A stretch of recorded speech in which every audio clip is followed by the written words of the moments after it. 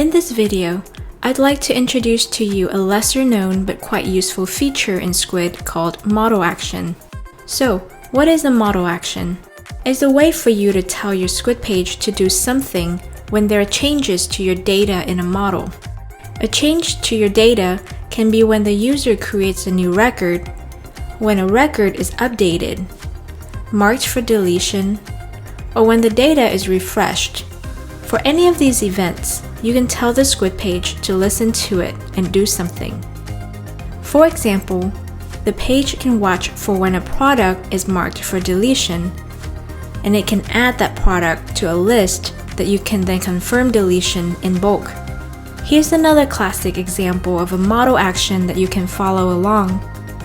In the same page, I have a model that displays all of my company's products, called Product List.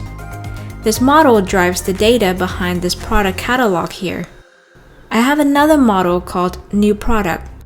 This model doesn't query any data, and its purpose is solely for adding a new product.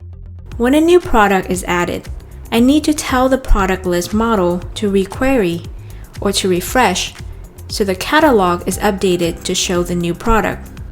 In your Skuid page, in the new product model, go to Actions and add a new action for initiating events. Choose Model Saved, and for Actions, add a new action to Query a Model and select Product List as the model. And that's it. You just created your first model action to trigger an action when there's a change in a model. Or specifically in this example, you're triggering the product data to refresh every time a new product is added.